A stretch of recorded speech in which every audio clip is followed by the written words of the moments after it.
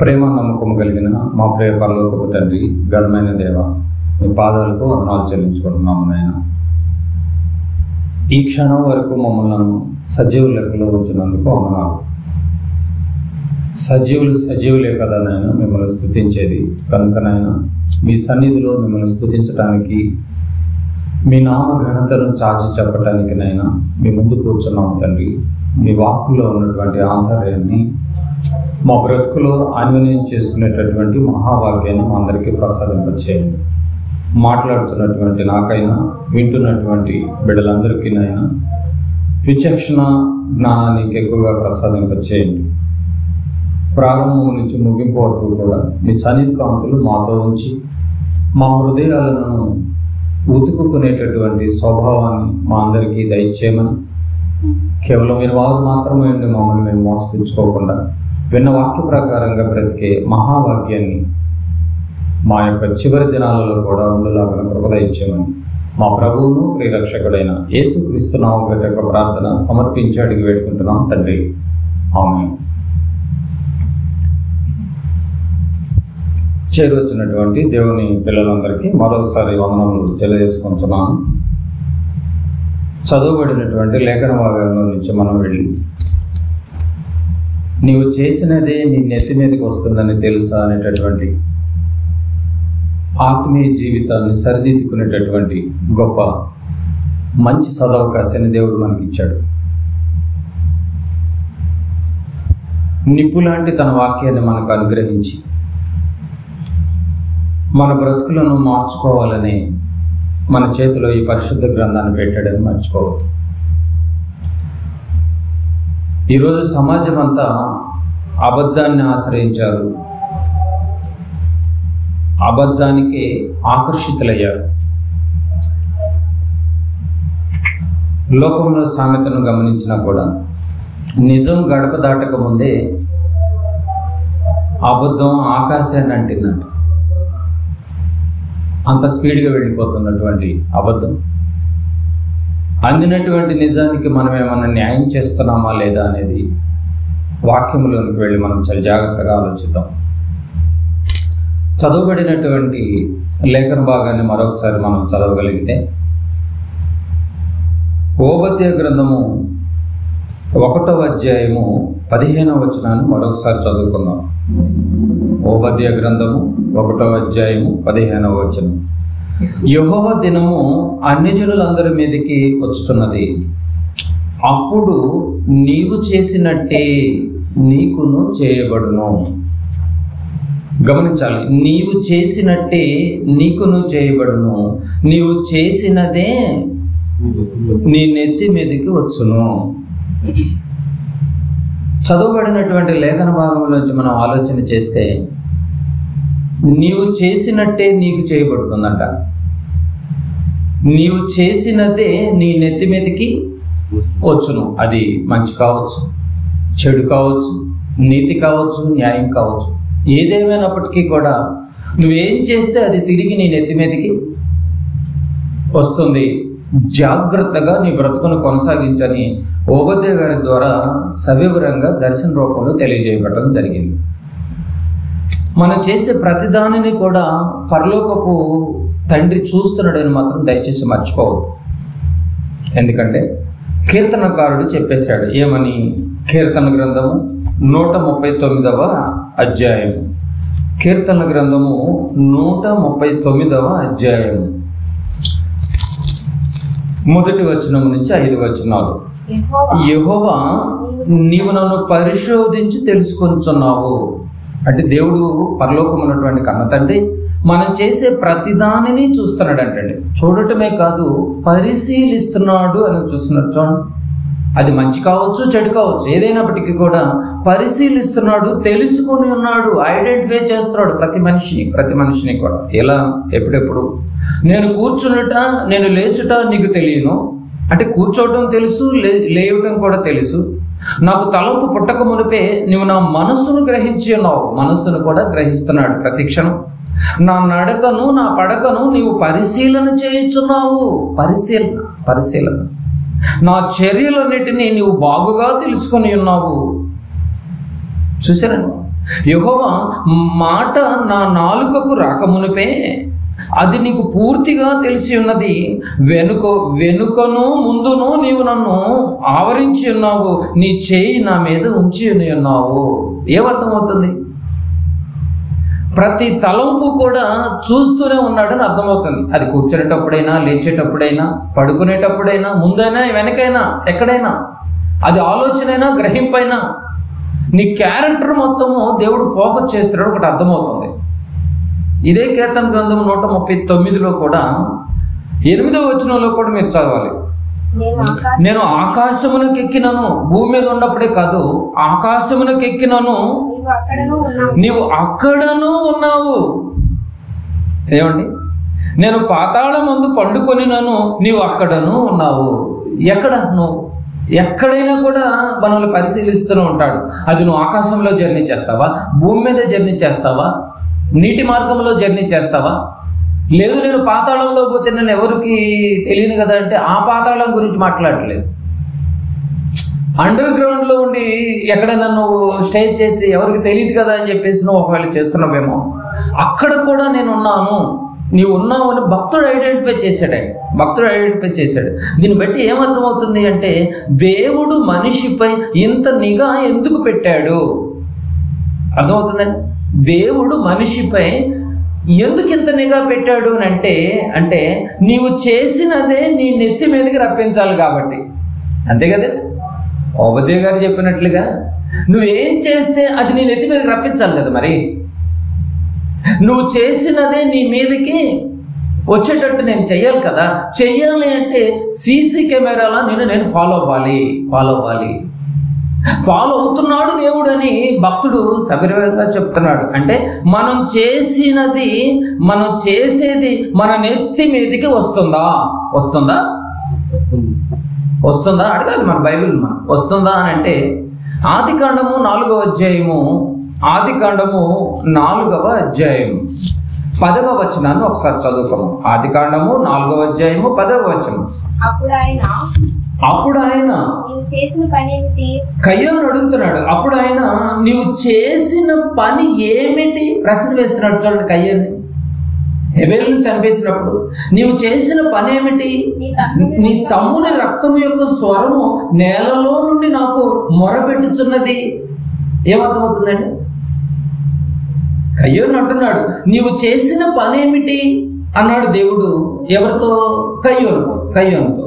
మరి కయ్యోను తల్లి అయినటువంటి అవ్వ దగ్గరికి వెళదాం. అవ్వమ్మ దగ్గరికి వెళదాం. 3వ అధ్యాయము 13వ వచనం. 3వ అధ్యాయము 13వ వచనం. అప్పుడు దేవుడైన యెహోవా స్త్రీతో అంటే అవ్వమ్మతో స్త్రీతో నీవు చేసినది ఏమిటని అడగగా. ఏమండి ఈ మాటలు బట్టి ఏమర్థమవుతుందో మీరు గమనించగలిగితే కయ్యోను అడిగినా నువ్వు చేసింది ఏమిటని అడుగుతున్నాడు. నెక్స్ట్ అవ్వమని అడిగినా కూడా నువ్వు చేసిన పని ఏంటని అడుగుతున్నాడు దేవుడు. బాగా వినాలి మీరు, బాగా గమనించాలి కూడా. గమనించటమే కాదు కానీ దేవుడు ప్రశ్నిస్తున్నాడని మర్చిపోవద్దు. ఏమిటి అర్థమవుతుందండి? దేవుడు గమనించటమే కాదు, పైన పరిశీలిస్తున్నాడని చెప్పాడు భక్తుల ద్వారా కీర్తన గ్రంథంలో. పరిశీలించటమే కాదు, దేవుడు ఏం చేస్తాడంట? ప్రశ్నిస్తాడు, ఖండిస్తాడు, అడుగుతాడు. నువ్వు చేసిన పని ఏంటని అడుగుతాడు. నువ్వు చేసిన పనిని బట్టి నీ నెత్తి మీదకి వస్తుందని నీకు అర్థమవుతుందని అడుగుతాడు, ప్రశ్నిస్తాడు. దేవుడు ప్రశ్నించేటటువంటి వాడు, చూస్తూ వదిలేసేవాడు కాదు. నాకెందుకులే అని. ఏమండి మనం చేసింది మన నెత్తి మీదకే వస్తుందని ఆలోచించాలి. ఇప్పుడు దీన్ని బట్టి ఆలోచిస్తే ఓబద్య గారితో మాట్లాడుతున్నాడు. ఇప్పుడు ఓబద్య గారితో మాట్లాడుతున్నాడు. వస్తుందంటారా? ఓబద్య గారితో మాట్లాడుతున్నాడు. మరొకసారి ఓబద్య గారి గ్రంథానికి వెళ్ళిపోదామనండి. ఓబద్య గ్రంథము బాగా వినాలి. ఇప్పుడు మన ముందున్నటువంటి టాస్క్ ఏంటంటే నువ్వు చేసినది నీ నెత్తి మీదకి వస్తుందంటారా? అసలు వస్తుందని తెలిసే నువ్వు మంచిగానే చెడైనా చేస్తున్నావు. అసలు దేవుడు పరిశీలిస్తున్నాడు, ప్రశ్న వేస్తాడని నీకు అర్థమైతే ఇక నుంచైనా కూడా నువ్వు చేసేది పర్ఫెక్ట్గా చేయి. నేను ప్రశ్నిస్తాడు దేవుడు, నేను అడుగుతాడు కూడా దేవుడు. ఓబద్య గ్రంథము 1వ అధ్యాయము 1వ వచనం జాగ్రత్తగా పరిశీలిద్దాం. ఓబద్యకు కలిగిన దర్శనము. ఓబద్యకు దర్శనం కలిగిందంట. ఎదోమును గురించి ప్రభువుకు యెహోవా సెలవిచ్చుచున్నాడు.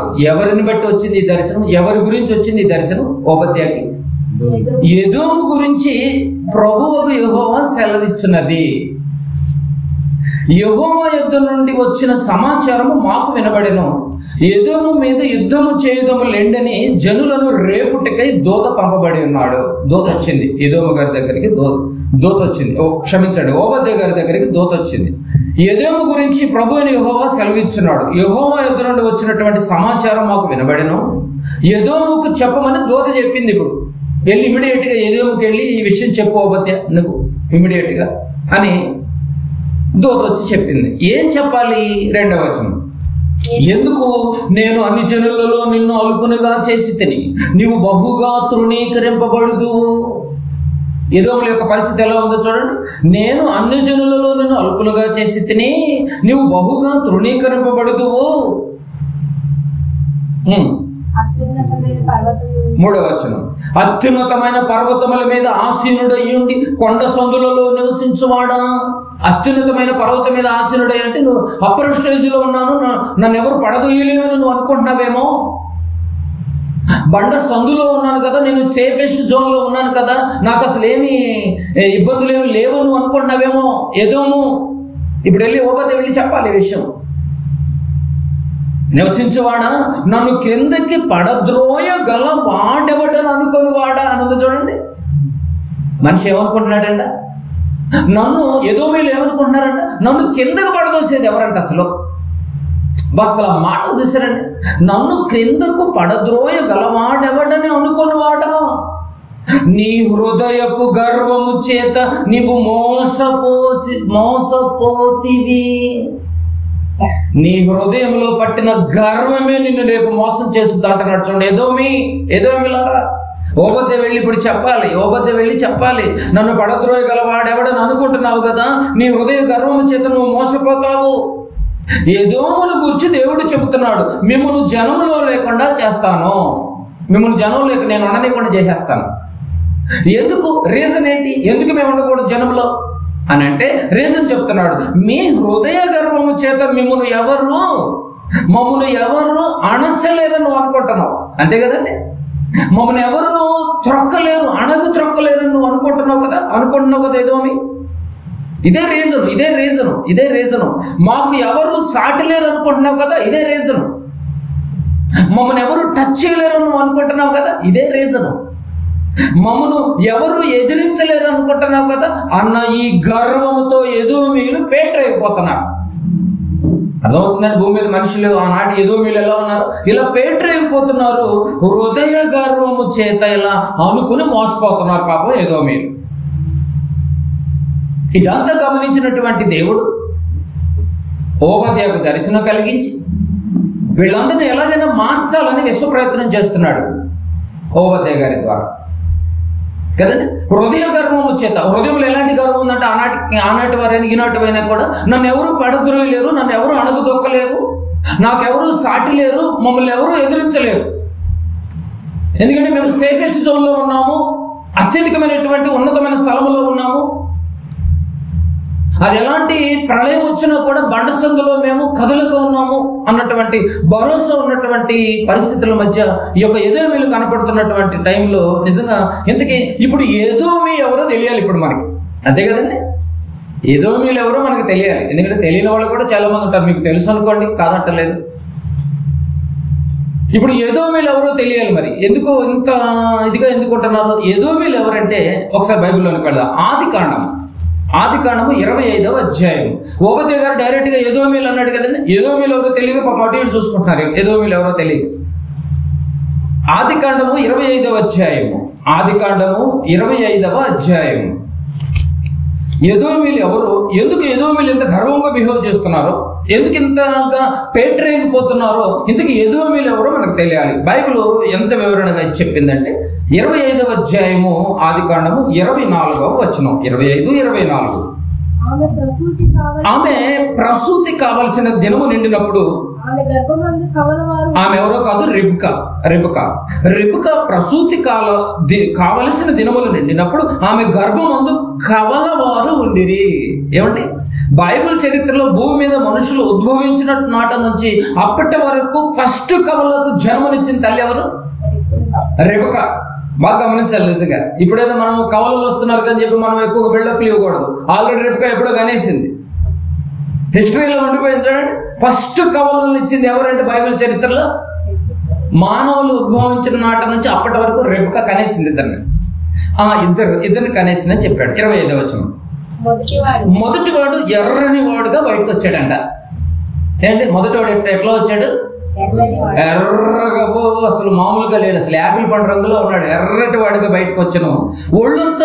అతని ఒళ్ళంతయు రోమ వస్త్రములు ఉండను కనుక అతనికి ఏశావు అని పేరు పెట్టాను. ఏమండి, ఎర్రని వాడిగా బయటకు వచ్చాడు. ఈ ఎర్రని వాడు ఎవరో కాదు, ఎదోమి అని అర్థం. ఇంకా మీరు అధ్యాయాలన్నీ మీరు అలా చదువుకుంటూ వస్తే ఆ ఎర్రని వాడు ఎవరు? ఎదోమి అని అర్థం. అంటే ఎదోమీలు ఎవరనంటే ఈ ఏశావు గర్భంలో నుంచి వచ్చినటువంటి వాళ్ళందరికీ పెట్టినటువంటి ఆ పేరేంటి? ఎదోమీయులు. అర్థమైంది కదండి. బైబిల్లో ఎదోమీయులు అంటే వీళ్ళ మూల పురుషుడు ఎవరు? ఏశావు. అర్థమవుతుంది కదండి. వీళ్ళ మూల పురుషుడు ఏశావు అని అర్థం కావాలి. రైట్. ఫస్ట్ కవల ఎదోమి అని అర్థమైపోయింది. తర్వాత 26వ వచనం, తర్వాత అతని సహోదరుడు బయటికి వచ్చినప్పుడు అతని చెయ్యి ఏశావు మడిమెను పట్టుకొని ఉండేను కనుక అతనికి యాకోబు అని పేరు పెట్టబడెను. ఏమండి, రెండో కుమారుడు పేరు ఏం పేరు? యాకోబు అని పేరు పెట్టబడెను. మొట్టమొదటి కుమారు పేరు ఎర్రనివాడు ఏశావు. అతనికి ఉన్నటువంటి మరో బిరుదేంటి? ఎదోమి. అంటే ఇప్పుడు ఏశావు గర్భంలో ఉన్నటువంటి వాళ్ళందరూ ఎవరు? ఎదోమీలు. యాకోబు నుండి వచ్చినటువంటి వారంతా 12 మంది ఇశ్రాయేలు గోత్రకర్తలుగా పిలువబడుతున్నారు. రైట్. అలాగే ఏశావు నుండి వచ్చినటువంటి వారందరూ ఎదోమీలుగా పిలువబడుతున్నారు. ఈ 2 వర్గాలు మీకు అర్థం కావాలి. రైట్. ఇది మీకు అర్థమైతే ఏమండి, ఇప్పుడు అయితే ఈ ఇశ్రాయేలీల పట్ల, ఈ ఇశ్రాయేలు అంటే ఎవరు? యాకోబు గర్భాన్ని పుట్టినటువంటి 12 గోత్రకర్తలంతా. ఈ ఇశ్రాయేలీల పట్ల ఈ ఎదోమీలు చాలా క్రూరంగా ప్రవర్తిస్తూ ఉంటారు. ఇప్పుడు ఇశ్రాయేలీలు తమ్ముళ్ళు అవుతారు, ఎదోమీలు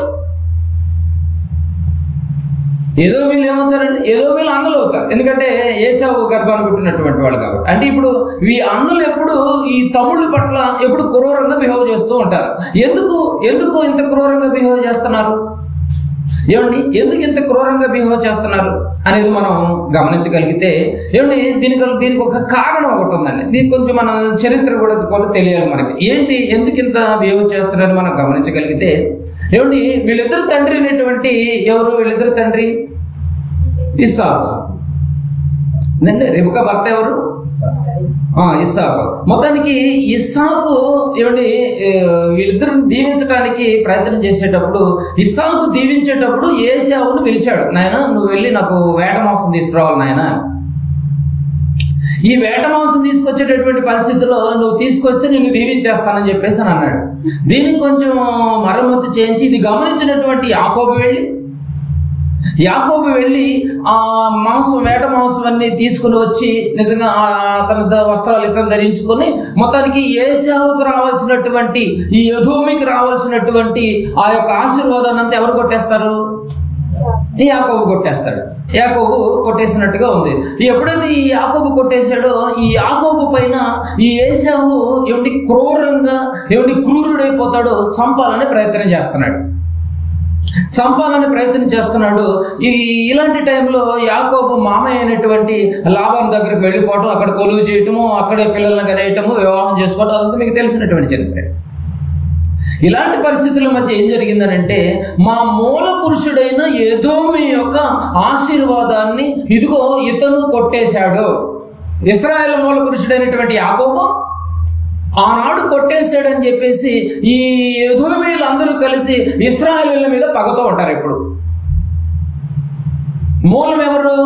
ఏశావు. అంటే ఏశావు నుంచి వచ్చినటువంటి వాళ్ళందరూ ఎదోమీయులు అయితే ఇశ్రాయేలీయులకు మూలం ఎవరు? యాకోబు.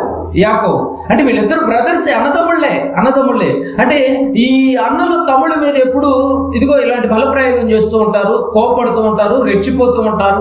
వీళ్ళెవరు పట్టుకునే పరిస్థితిలో లేరు. కనుక వీళ్ళందరూ ఎప్పుడు క్రూరత్వం వచ్చేసిందండి. మోసం చేసి తీసుకున్నాడు, లేకపోతే మేము చాలా ఆశీర్వాదాన్ని హ్యాపీగా ఎంజాయ్ చేసేవాళ్ళము. అందుకని ఎప్పుడు ఇశ్రాయేలును చూసిన తర్వాత వాళ్ళ కోపం వస్తూ ఉంటుంది, క్రూరంగా ఉంటారు, పేటరేగిపోతూ ఉంటారు. వాళ్ళు అంటేనే పడదు అసలు. టోటల్గా వీళ్ళిద్దరు అన్నదమ్ముల పిల్లలే, అంతే కదా, అన్నదమ్ముల సంతానమే. కనుక ఇదంతా గమనిస్తే దేవుడు ఇశ్రాయేలుని కంటికి రెప్పలా కాపాడుకుంటూ వస్తూ ఉంటాడు. ఈ ఇశ్రాయేలు అంటే ఈ దోమిలకు పడదు. ఎంతగా పడదంటే అసలు కనిపిస్తే చంపేద్దాం అన్న కోణంలో ఉన్నారు, కక్షతో ఉన్నారు, క్రూరంతో ఉన్నారు. ఏదోమీలంటే ఈ రీజన్ ఏంటంటే ఆశీర్వాదాన్ని, మా మూల పురుషుడైనటువంటి ఏశావు ఆశీర్వాదాన్ని ఇదిగో యాకోబు కొట్టేశాడు. ఇది వాళ్ళ ఆలోచన అండి, ఇంతకంటే వేరే ఆలోచన లేదు. ఈ చిన్న ఆలోచన ఎంత దూరం తీసుకెళ్ళిందంటే వాళ్ళని చంపేయాలి అన్నటువంటి ఆలోచనలోకి తీసుకువెళ్ళిపోయింది. పగలతో రగిలిపోతున్నారు. ఇలాంటి టైంలో దేవుడు ఇశ్రాయేలుని కంటికి రెప్పలా కాపాడుతున్నాడు. రాత్రి వేళ మేఘస్తంభాన్ని పెట్టి, రాత్రి వేళ అగ్నిస్తంభాన్ని, పగలు మేఘస్తంభాన్ని పెట్టి ఐగుప్తు నుంచి కనానుకు నడిచేటటువంటి ప్రయాణంలో చెప్పులు అరగకుండా ఒక జత బట్టలతో ఆకాశం నుంచి మన్నాను కురిపిస్తూ కంటికి రెప్పలా కాపాడుతున్నారు. ఎందుకు కాపాడుతున్నాడంటే ఆ ఇశ్రాయేలులో నుంచి ఒక ప్రధానుడు రాబోతున్నాడు. ఎవరైనా యేసు ప్రభుల వారు రాబోతున్నారని వాళ్ళకి కంటికి రెప్పలా కాపాడుతున్నాడు. ఇలాంటి టైంలో ఇదంతా గమనించినటువంటి ఎదోమీయులు, అరే ఇశ్రాయేలుని ఇంతగా దేవుడు ప్రొటెక్ట్ చేస్తున్నాడు, కాపాడుతున్నాడు అని చెప్పేసి ఇంకా కోపం ఎక్కువైపోతుంది. వీళ్ళని పట్టించుకోవటం లేదు అని కోపం ఎక్కువైపోతుంది. వాళ్ళనేమో అసలు ఇంతగా మట్టంచకుండా, అరికాలకు కూడా మట్టంటకుండా ఇదిగో అలా రెక్కల మీద తీసుకుని వచ్చేసాడండి. సముద్రాన్ని కూడా దాటించి ఇలా తీసుకొచ్చేటటువంటి ఈ పరిస్థితుల మధ్య నిజంగా ఓబద్య గారు ఇప్పుడు మాట్లాడుతున్నాడు. ఏమని మాట్లాడుతున్నాడో చూద్దామండి. 1వ అధ్యాయం ఓబద్య గ్రంథము, మళ్ళీ 1వ అధ్యాయానికి రండి ఒకసారి. ఓబద్య గ్రంథము 1వ అధ్యాయము 10-11 వచనాలు చూడండి. మీకు విషయం మొత్తం సందర్భం మీకు ముందు చెప్పేశాను కాబట్టి 10-11 డైరెక్ట్ గా రండి. నీ సహోదరులైన యాకోబు సంతతికి, అర్థమైంది కదండి. ఎవరు యాకోబు సంతతి? ఎవరు? కేవలం మీ సహోదరులే, మీ తమ్ముళ్లే, సహోదరులే. నీ సహోదరులైన యాకోబు సంతతికి నీవు చేసిన బలత్కారమును బట్టి నీవు అవమానము నొందుదువు. ఏం చేస్తున్నారండి? ఎప్పుడు వాళ్ళ మీద పడిపోతుంటారు, బలత్కారంతో ఉంటారు. బలత్కారమును బట్టి నువ్వు అవమానమునందును, అంటే అన్న సంతానమైన సొంత సహోదరులే. అందుకని నువ్వు బలత్కారమును అవమానమునందుదువు. నువ్వేదో బలత్కారంగా వాళ్ళని ఏదో లేకుండా చేయలేను అనుకుంటున్నావు, కానీ నువ్వు ఒకరోజు అవమానమునందుదు అని ఉంది చూడండి. అని ఎవరికి చెప్తున్నాడు? ఎదోమీయుల సంతానం మొత్తానికి చెప్తున్నాడు. యాకోబు సంతానమైన ఎదోమీయులకు చెప్తున్నాడు, నీవు అవమానమునందుదువు, ఇక నిన్నటికి లేకుండా నీవు నిర్మూలమగుదువు. ఏమిటి? ఎదోమీయులు లేకుండా చేసేస్తాను అంటున్నాడు. చూడండి, అసలు పదం అర్థమవుతుందండి మీకు?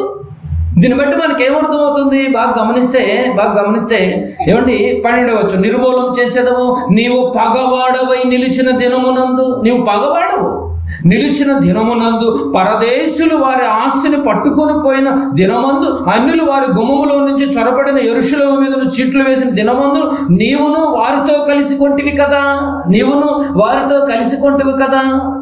ఏమండి? ఇశ్రాయేలు గోత్రము, యూదా గోత్రము యేసును రక్షించాలి. ఇప్పుడు రక్షించాలంటే దేవుని కృప ఉండాలి కదండి. రక్షించాలన్నది దేవుని ప్రణాళిక. యేసు ప్రభు ఆ గోత్రము నుంచి రావాలి కాబట్టి, యూదా గోత్రములో నుంచి. ఇలాంటి టైంలో దేవాతి దేవుని ప్రణాళికను అడ్డుపడటానికి ఇప్పుడు ఎవరున్నారు? ఎదోమీయులు ఉన్నారు. ప్రతి దానికి అడ్డుపడుతున్నారు. బానిసత్వం నుంచి బయటకు వస్తే, 430 సంవత్సరాలు బానిసత్వం నుంచి బయటకు తీసుకొస్తే వీళ్ళని లేపేసే ప్రయత్నం చేస్తున్నారు. వీళ్ళని బబులోను చెరకు అప్పగించే ప్రయత్నం చేశారండి. వీళ్ళు బబులోను చెరకు అప్పగిస్తే యెరూషలేమును నాశనం చేయాలని. ఇశ్రాయేలు యొక్క మెయిన్ పట్టణం ఏది? యెరూషలేము పట్టణం నాశనం చేయాలి. ఏమంటే నెక్స్ట్ బబులోను చెరకు వీళ్ళని అప్పగించేయాలి ఇశ్రాయేల్ అనేసి ఓబద్య గారి దర్శనంలో వాళ్ళకి ఏదో మెలుగు చెప్తున్నాడు. ఇదిగో ఇదే కదా మీరు ఆలోచన చేసింది. వాళ్ళు చెరలోనికి వెళితే వాళ్ళని సర్వనాశనం చేయాలనుకుంటే వాళ్ళలో నుంచి ఇదిగో ఒక మహానుభావుడు రాబోతున్నాడు. యేసు ప్రభుల వాడు రాబోతున్నారు, ఒక రక్షకుడు రాబోతున్నాడని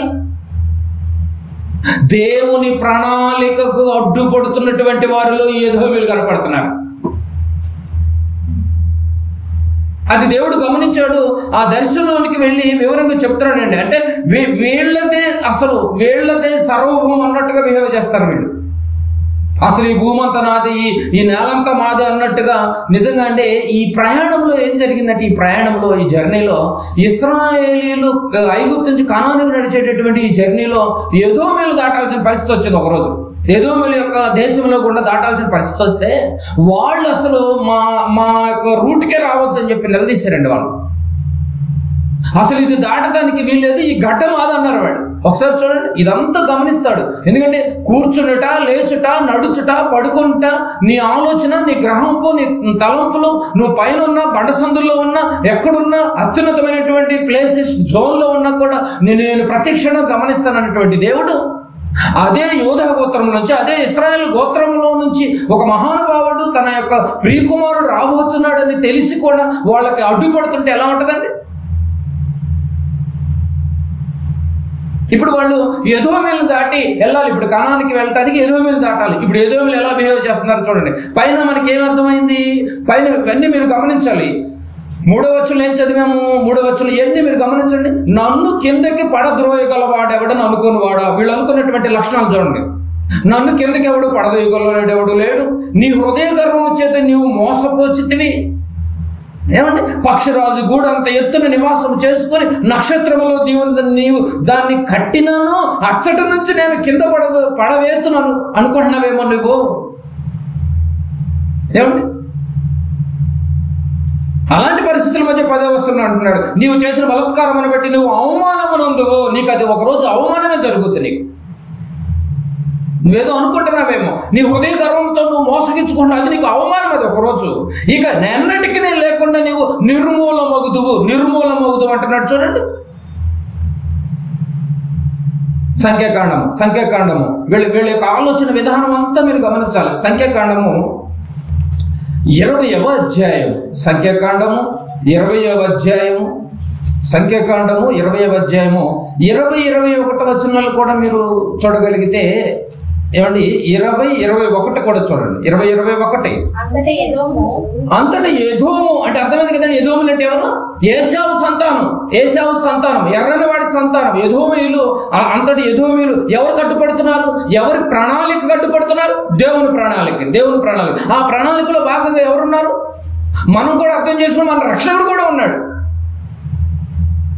అంతటి ఎదోము బహుజనముతోనూ మహాబలముతోనూ బయలుదేరి వారికి ఎదురుగా వచ్చినందు. చూడండి, ఎవరు వెళ్ళేది అసలు? మా దేశంలో నుంచి మా గడ్డ దాటి ఎవరు వెళ్ళలేదని బహుజనాన్ని పోగు చేసుకుని మరి ఎదురుగా వచ్చెను. ఎదోమి ఇశ్రాయేలు తన పొలిమేరలలో బడి దాటిపోవుటకు సెలవియ్యలేదు. ఏమంటున్నారు? ఇది మా గడ్డ, ఇది మా స్ట్రీట్, ఏమంటే ఇది మా గల్లీ, మా గల్లీలో మీ పెత్తనం ఏంటి? ఈరోజు అలాగే ఉంది కదండి. సేమ్ ఎదోమీ లాంటి క్యారెక్టర్ గల్లవాళ్ళు లేరా అంటే, ఇది మా గల్లీలో నుంచి రావటం ఏంటి? మీకంటూ ఒక గల్లీ ఉంది కదా, ఆ గల్లీలో నడవాలి కానీ ఈ గల్లీలో ఎందుకు నడుస్తున్నారు? ఇది మా గల్లీ. ఆ గల్లీలో నువ్వు శాశ్వతంగా ఉంటున్నావు నువ్వు. ఎదోమీయుల యొక్క వైఖరి అండి ఇది. ఎదోమీయులు అంటున్నారు, ఇదిగో ఇశ్రాయేలీయులు తన పొలిమేరలో బడి దాటిపోవుటకు సెలవివ్వలేదు. మేము ఇయ్యం, ఇన్ని చల్లటానికి వీలేదు. ఇది మా పొలిమేర, ఇది మా రోడ్డు. అదేకంటే పొలిమేర అంటే ఇది మా బోర్డర్, ఇది మా బోర్డర్లోకి మీరు వచ్చి పెట్టనలేదు, సెలవు ఇవ్వలేదు. కనుక ఇశ్రాయేలీయులు అతని యొద్ద నుండి తొలగిపోయి కామ్గా పక్కకు వచ్చారు. ఏమంటే ఫైట్ చేస్తే అక్కడ ఇశ్రాయేలీయులే గెలుస్తారు. ఎందుకంటే వీళ్ళనే కదా ప్రొటెక్ట్ చేసుకుంటూ తీసుకొస్తుంది. నిజంగా దేవుని పిల్లలు ఎవడు తిరగబడితే విజయం వాళ్ళది, కానీ తిరగబడి శోభం వాళ్ళకి ఇవ్వలేదు, దేవుడు అప్పగించలేదు వాళ్ళకి అసలు. ఏదో మీరు వైఖరి మీరు గమనించగలిగితే, ఏమంటే ఈ గల్లీ మాది అని ఇశ్రాయేలు అంటున్నారు, మా దేశం ఏమంటే మా దేశం కూడా వెళ్ళటానికి వీల్లేదు అంటున్నారు. ఇప్పుడు ఏదేవి దేవుని ప్రణాళికకు అడ్డుపడుతున్నారంటే నిజంగా ఎందుకు ఉంచుతాడండి? ఎందుకు ఉంచుతాడు? ఓబద్య దర్శనంలో వచ్చినటువంటి ఎదోమీయుల చరిత్ర మళ్ళీ కనపడదు, క్లోజ్. ఇక మీకు బైబిల్లో ఎదోమీయుల చరిత్ర క్లోజ్ చేసాడు. ఇక నిర్మూలన చేసేస్తానండి. ఇక కేవలం నిర్మూలన చేయడానికి మెయిన్ రీజన్ ఏంటి తెలుసా? దేవుని పిల్లలకు అడ్డుపడటం ఒకటి, నన్ను తలదన్నేవాడు, నాకు సాటి అయినటువంటి వాడు, నాకు ఎదురుపడేవాడు, మా ముందు నిలబడేవాళ్ళు, మమ్మల్ని ఎదిరించేవాళ్ళు ఎవరు లేరని జనబలగంతో అక్కడ ఉంది. మీరు గమనించగలిగితే ఏ బలము? మహాబలము, మహాజనము. జనబలమైన ఏమండి, శరీర బలమైన, అది ఏ బలమైనా కూడా దేవుని బలము ముందు ఏది నిలవబడదు, అది నిర్మూలమే. కానీ నువ్వు చేయాల్సిన పిల్లలు ఒకటే, నువ్వు కామ్గా సైలెంట్ గా వెళ్ళిపోవాలి. దారి ఇవ్వలేదన్నారు, పక్క వెళ్ళిపోయారు అంతే. దర్శనంలో ఓబద్య గారు కల్పింపచేసి వాళ్ళని నేను నిర్మూలన చేస్తానని చెప్పి ఇక మళ్ళీ చరిత్రలో ఇక లేదు, ఇక ఏదోమీ లేదు. ఇక ఏమండి, యాకోబు గర్భాన్ని పుట్టినటువంటి ఇశ్రాయేలు ఏమండి ఆవిర్భవించారే తప్ప, సంతానం అభివృద్ధి చెందిందే తప్ప ఏదోమీ క్లోజ్. దేవుని ప్రణాళికకు అడ్డుపడితే అందుకు అంటున్నాడు, నీవు చేసినదే నీ నెత్తి మీదకి వచ్చు. 15 వచనం అదే కదండి చదివింది, వాక్యపట్నం అదే చదివి, నీవు చేసినదే నీవు నెత్తి మీదకి వచ్చును కదండి. న్యాయాధిపతుల గ్రంథము 11వ అధ్యాయం కూడా రండి. సంఖ్యాకాండంలో అడ్డుపడ్డారు. న్యాయాధిపతుల గ్రంథము 11వ అధ్యాయం. న్యాయాధిపతుల గ్రంథము 11వ అధ్యాయము 16-17 వచనాలు కూడా చదవండి. మీరు బాగా చూడాలి. మీరు దేవుని యొక్క ప్రణాళికకు ఒకవేళ మనం అడ్డుపడుతున్నావేమో, నువ్వు చేసిందే నీ నెత్తి మీదకి వచ్చిందంటే వాళ్ళ పిల్లలు వాళ్ళ యొక్క చరిత్ర క్లోజ్ అయిపోయింది చూడండి, నిర్మూలం అయిపోయింది చూడండి. 16వ వచనం, ఇశ్రాయేలు ఐగుప్తు నుండి వచ్చుచుండగా, వస్తున్నారా లేదా? వచ్చుచుండగా వారు ఎర్ర సముద్రం వరకు అరణ్యములో నడిచి కాదేశులకు వచ్చిరి. అప్పుడు ఇశ్రాయేలీయులు ఎదోము రాజు నొద్దకు దూతలను పంపి, నీ దేశము గుండా పోవుటకు దయచేసి నాకు సెలవిమ్మని అడుగగా, అయ్యా మేము ఈ దేశం నుంచి వెళ్ళిపోతామయ్యా కాముగానంటే, రాజుకు వర్తమానం పంపిస్తే రాజు అన్నాడు, ఎదోము రాజు అన్నాడు, ఒప్పుకొనలేదు. ఏ బలాన్ని చూసి, ఏ జనబలాన్ని చూసి, అత్యున్నతమైనటువంటి సేఫెస్ట్ జోన్ లో ఉన్నావనా, బండ సందులో ఉన్నావనా, ఆకాశం అంత ఎత్తులో ఉండి నేను ఎక్కడికైనా వెళ్ళిపోగలను నువ్వు అనుకుంటున్నావా? అక్కడి నుంచి కూడా పక్షిరాజు గూడును పడేసినట్టుగా దేవుడు ఉందండి. ఎదోమీలు చరిత్ర క్లోజ్ అయింది. ఎదోమీలు చరిత్ర ముందు మనమెంతండి? ఆఫ్టర్ ఆల్ ఎక్కడ ఆదికాండంలో 25వ అధ్యాయము, ఎక్కడ ఇస్సాకు, ఎక్కడ ఓబద్య దర్శనంలో ఎదోమీయులకి ఎంత షాకింగ్ న్యూస్. మా పితరుడైనటువంటి ఏశావు ఆశీర్వాదాన్ని కొట్టేశారన్న పగతో ఉన్నావా? కేవలం సహోదరులు, కేవలం అన్నదమ్ముల మీద పగలు. ఏ స్టేజ్కి తీసుకెళ్ళిందో తెలుసా? ఏమంటే ఇశ్రాయేలీల సంతానం అభివృద్ధి చెందిపోయింది, ఏదేమో సంతానం నిర్మూలన చేస్తానని చెప్పాడు, చేసేసాడు. అదే చెప్తున్నాడు చూడండి, మాకు సెలవిమ్మని అడిగారంట. ఎదోము రాజు అంట ఒప్పుకోలేదంట. ఒప్పుకోలేదు అని అంటున్నాడు చూడండి, ఒప్పుకోలేదంట. దేవుడు ఎందుకు ఎదోముల దగ్గరకు పంపుతున్నాడు? వేరే రూట్ నుంచి పంపించవచ్చుగా. అదే రూట్ నుంచి ఎందుకు పంపించాలి? దేవుడికి కూడా తెలుసుగా అదే రూట్ నుంచి ఎందుకు పంపిస్తున్నాడు. మీరు బాగా గమనించగలిగితే ఏమండి, ప్రారంభం అనేది వాళ్ళ నుంచే ప్రారంభం. అసలు వాళ్ళని కూడా మారుద్దామని దేవుడి ప్రణాళిక. తిరిగి వీళ్ళని రక్షిస్తాడు, వెళుతూ వీళ్ళని కూడా రక్షిస్తాడు. వీళ్ళు కూడా ఎవరు వేరే పిల్లలే కాదు కదా, అన్యులు కాదు కదా వీళ్ళు కూడా. ఏమంటే ఇస్సాకు గర్భంలోంచి వచ్చినటువంటి వాళ్ళే కదా. వీళ్ళను కూడా రక్షిద్దామని, వీళ్ళలో కూడా మార్పు తీసుకొద్దామని వీళ్ళని వాళ్ళ దగ్గరకు తీసుకువెళ్ళాడు. ఎర్ర సముద్రాన్ని దాటి మరీ తీసుకెళ్ళాడు, చూపించాడు, ఇదిగో మాకు తోడుగా దేవుడు ఉన్నాడు అని. అది అర్థమవుతేమోనని చూస్తుంటే అర్థమవుతుంది కదండి. అర్థం కాకపోగా ఓబద్య గారి దగ్గర ఎంత బిల్డప్ ఇస్తున్నారు వీళ్ళు దర్శనంలో చెప్తున్నప్పుడు. వాళ్ళ యొక్క వైఖరి ఎలా ఉందంటే చూసానండి, వారి నుంచి దేవుడి సంకల్పం ఆరంభమవుతుందని తెలుసుకోవాలనుకున్నాడండి. కానీ ఎవరు తెలుసుకునేటటువంటి ప్రయత్నంలో ఎవరు తెలుసుకోలేదంట. తెలుసుకున్నారు లేదో ఒకసారి చూద్దాం. 137వ అధ్యాయం కీర్తనల గ్రంథము నిజమేనండి, దేవుడు ఎన్నో అవకాశాలు ఇస్తాడు, తెలుసుకునేదాకా ఇస్తాడు, కానీ ఎవరు తెలుసుకోవట్లేదట. ఆనాడు ఎదోమీయులు తెలుసుకోలేకపోతున్నారు, ఈనాడు క్రైస్తవ జనాంగం కూడా తెలుసుకోలేకపోతున్నారు. నిజమండి. 137వ కీర్తన, 137వ కీర్తనకి రండి. 137వ కీర్తన చూడండి. 137:7 వచనం. 137:7 యెహోవా ఎదోము జనులు చేసినది యెహోవా ఎదోము జనులు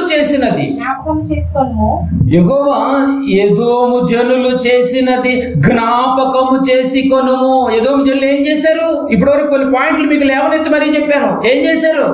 తిరగబడ్డారు. ఏం చేశారంటే వాళ్ళు తిరగబడ్డారు. ఇశ్రాయేలీయులకి దారి ఇవ్వలేదు. ఏమంటే ఇశ్రాయేలుకి దారి ఇచ్చారంటే ఇశ్రాయేలులకు దారి ఇవ్వలేదు. పైగా ఏం చేస్తున్నారు? 7వ వచనం చూడండి. ఎదోము జనులు చేసినది జ్ఞాపకం చేసుకొనుము, యెరూషలేము పాడైన దినమున జ్ఞాపకమునకు తెచ్చుకొనుము. యెరూషలేము పాడవటానికి రీజన్ ఎవరో తెలుసా? యెరూషలేమును పాడు చేయండి, వీళ్ళని బబులోను చెరలోకి తీసుకెళ్ళిపోండి అని సహకరించింది ఎవరు? ఈ ఎదోమీలే. ఊరుకుంటాడా దేవుడు? ఊరుకుంటాడండి? ఎదోమీలు చరిత్ర క్లోజ్ చేశాడు. మీరు బాగా గమనించాలి ఇవన్నీ. మీరు ఇశ్రాయేలుకు దారి ఇవ్వలేదు, శ్రమలను చూసి ఆనందించారు. వీళ్ళు శ్రమలను చూసి ఆనందించారు, బబులోను చెరను అప్పగించారు, యెరూషలేము ధ్వంసం చేయాలని చెప్పి ఆశపడ్డారు, ఎదురు చూశారు. ఎదోమీ నాశనం చేయాలని వీళ్ళు ఎప్పుడు మాట్లాడుకునేవాళ్ళు అండి బాబు, ఎప్పుడు మాట్లాడుకునేవాళ్ళు. మీరు బాగా గమనించగలిగితే నిజంగా పరిస్థితి ఎలా ఉందో మీరు బాగా గమనించాలి. జ్ఞాపకము చేసుకొనుము, ఎదోము జనులు చేసినది జ్ఞాపకం చేసుకొనుము. ఎదోములు చేసింది జ్ఞాపకం చేసుకుంటే మనం చేసింది జ్ఞాపకం చేసుకోడా? ఎవరు చేసుకోడా? అది ఎదోములకు ఒక రూలు, మనకు ఒక రూలా? దేవుడు వదలడండి బాబు. నిర్మూలన చేస్తానన్నాడు, నిర్మూలన చేశాడు. మీరు బాగా గమనించగలరు. ఓబద్య గ్రంథం మొత్తం మీరు పరిశీలించండి. ఎదోమీయుల చరిత్ర అక్కడితో ఆగిపోతుంది. క్లాస్.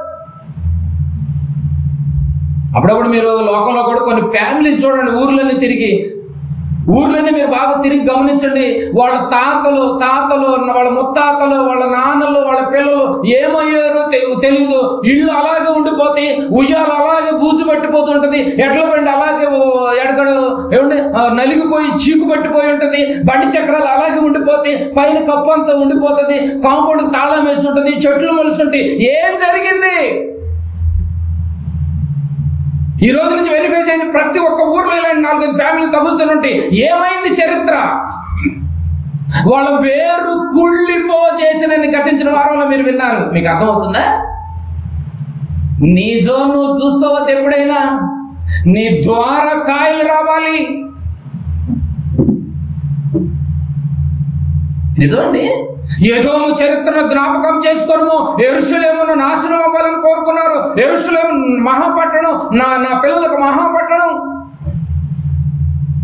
అదే యెరూషలేములో నుంచి ఇశ్రాయేలు గోత్రం, యూదా గోత్రములో నుంచి నా కుమారుడు రాబోతుంటే నా కుమారుడు రాక కట్టుపడతారా? అందుకండి నిర్మూలన చేసింది.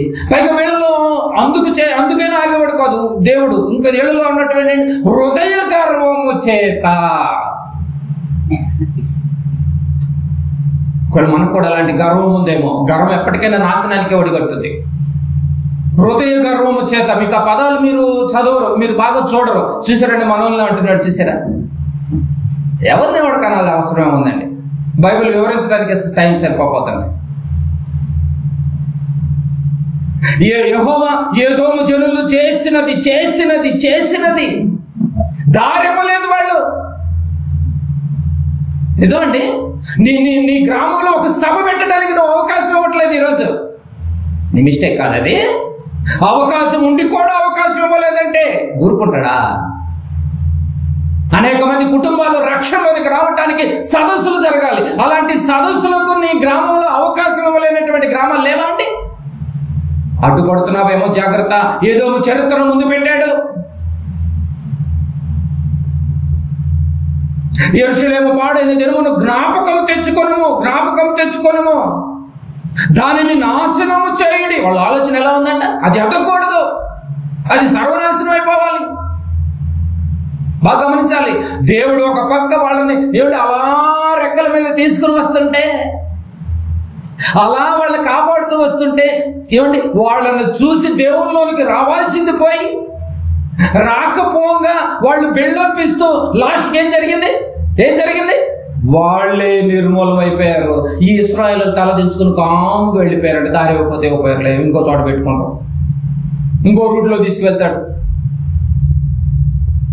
ఎస్తరుతో అంటాడు కదా మృతికే, రక్షిస్తే రక్షించమ్మా, నీ ప్రయత్నం నువ్వు చేయి, నీ ఇష్టం.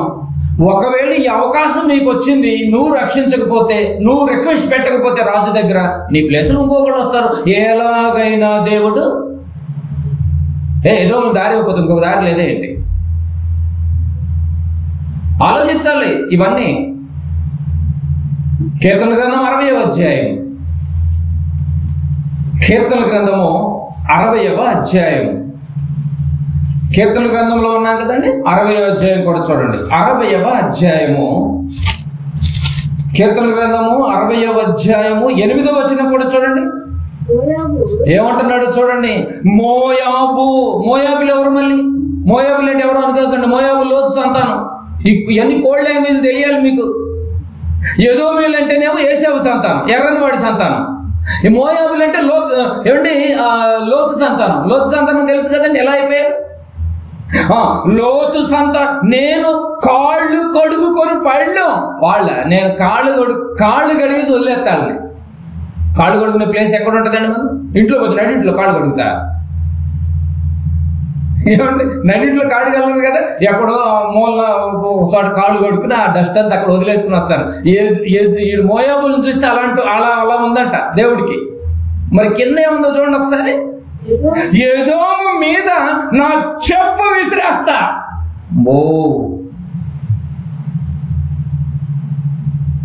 దేవుడు చెప్పి విసిరేసాడంటే మామూలు విషయం అండి, కొట్టాలా అండి? దేవుడు చెప్పి విసిరేస్తాడంట. ఎలాంటి వారి మీద? ఎదోమీలు లాంటి క్యారెక్టర్ కలిగిన వారి మీద. ఎదోమీలు ఇప్పుడు లేరు, కానీ అలాంటి క్యారెక్టర్ కలిగిన వాళ్ళు ఉన్నారు. అలాంటి క్యారెక్టర్ కలిగినటువంటి వారి మీద చెప్పులు విసిరేస్తాడంట. చెప్ప ఒక చెప్పు చాలు, 2 అవసరం లేదు. ఏముందండి? ఎదోమీయుల మీద నా చెప్పు విసిరివేదును. ఎదోమీయుల మీద ఎందుకింత కోపం, ఎదోమీయుల మీద ఎందుకింత ద్వేషం అంటే నా పిల్లలకు అడ్డుపడుతున్నారు. ఇది మెయిన్ రీజన్.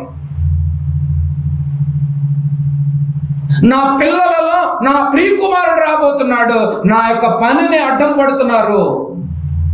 అందుకే చెప్పు విసిరేస్తాను.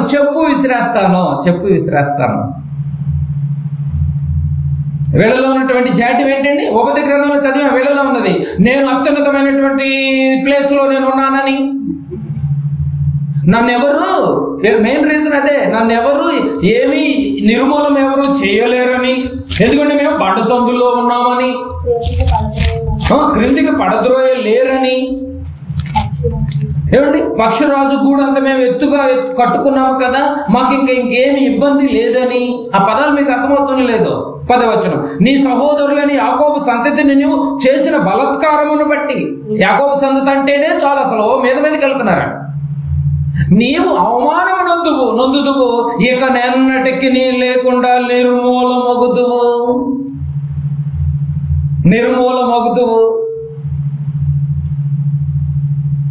పైకి వీళ్ళు చేసిన పని ఏంటో తెలుసంటే 12వ వచనంలో నీ సహోదరుని శ్రమానుభవ దినమున చూచి నీవు ఆనందమొందతగదు. పైకి ఏం చేస్తున్నారంటే దారి ఇవ్వలేదురా, ఎట్లా వెళ్తారో చూద్దాం. చూసారండి? ఎట్లా జరుగుతుందో ప్రార్థన చూద్దాం అన్నట్టు లేదా అండి? ఊరంతా కంట్రోల్ చేసి ఎవరిని ప్రార్థనకి వెళ్ళకపోతే ఎలా జరుగుతుందో ప్రార్థన చూద్దాం అన్నట్టు ఉంది కదండి. నీ సహోదరుని శ్రమానుభవ దినమును చూసి నీవు ఆనందింపమొంద తగదు. ఇది నీకు తగదు, తొందరగా రిలీజ్ అవ్వంటున్నాడు. ఇశ్రాయేలులు దారి ఇవ్వలేనప్పుడు కాముగా వెళ్ళిపోయారు. నువ్వు కూడా కాముగా దేవుని పనిలో కొనసాగించు. నువ్వైనా, నేనైనా, క్రైస్తవ సంఘాలైనా ఎవరు వచ్చినా రాకపోయినా, మందితో ఎప్పుడు మీరు చూడొద్దు. దేవుడితో కనెక్టింగ్ ఉండాలి మనం ఎప్పుడు. చూసారండి, యోధా వారి నాశన దినమున వారి స్థితిని చూసి నువ్వు సంతోషింప. వీళ్ళు ఎంతసేపు యెరూషలేము నాశనం అయిపోవాలి, యోధ జాతి నాశనం అయిపోవాలి, ఇశ్రాయేలు జాతి నాశనం అయిపోవాలి, మనం ఒక్కళ్ళే బాగుపడాలి. ఎందుకంటే మా మూల పురుషుడు అనేటువంటి యేసేపు యొక్క ఆశీర్వాదాన్ని కొట్టేశారు కనుక పగతో ఉన్నారు. పగతో ఉన్నారు కనుక ప్రియమైన దేవుని వారిలో మీరు అంతా గమనిస్తే ఓబద్య గ్రంథం మొత్తం పరిశీలించండి. ఎదోమీయుల చరిత్ర అక్కడతో ఆగిపోయింది. నీ ఫ్యామిలీ కూడా వద్దా? నీ సంతానం డెవలప్ అవ్వద్దా? ఆలోచించడం వద్దా అండి? నీ ఒక్కడు నీ బ్రతుకు నువ్వు చూసుకుని వెళ్ళిపోతావేంటి? నీ పిల్లలు నువ్వు పోయిన తర్వాత నీ పిల్లలు భూమి మీద ఎట్లా తిరుగుతారో నేను చూస్తానన్నాడు. గతించిన వారంలో ఉన్నారు. నీ వేరు కుళ్ళిపోయేటట్టు చేస్తాను నేను అనుకున్నావు, నువ్వు నాతో పెట్టుకున్నావు అన్నాడు. ఇది అబ్రహాం గారికి అప్పుడే తెలిసింది. అందుకని అబ్రహాము, ఇస్సాకు, యాకోబు, అమ్మో నా వేరు కుళ్ళిపోతే ఎట్లా అని చెప్పేసి సంతానాన్ని డెవలప్ చేసుకున్నాడు. చూడండి, అందుకని మన ఆత్మీయ స్థితిని మనం కూడా చాలా జాగ్రత్తగా చూసుకోవాలండి. నిజంగా అండి, నువ్వు చేసి అక్కడితోనే ఆగిపోయింది. ఓబద్య గారి ద్వారా చెప్తున్నాడు, మీ ఎదోమీయుల చరిత్ర అక్కడితోనే ఆగిపోయింది. నువ్వు చేసినదే నీ నెత్తి మీదకి వచ్చింది అన్న మాట అబద్ధం కాదన్నమాట. ఇప్పుడు చూసుకోండి, ఎదోమీయుల చరిత్ర ఉండదు ఇంకా బైబిల్లో. అబద్ధం అంటే బైబిల్ చెప్పింది అబద్ధం అంటే ఎప్పుడో మా తాతలు దేవుళ్ళు ఉండేవాళ్ళు, తర్వాత ఎవరో మనకు చర్చికి వెళ్ళిన దాఖలాలు లేరండి. సిగ్గులేదు ఆ మాట అంటానికి. ఛానల్ కట్ చేసుకున్నామని అర్థం.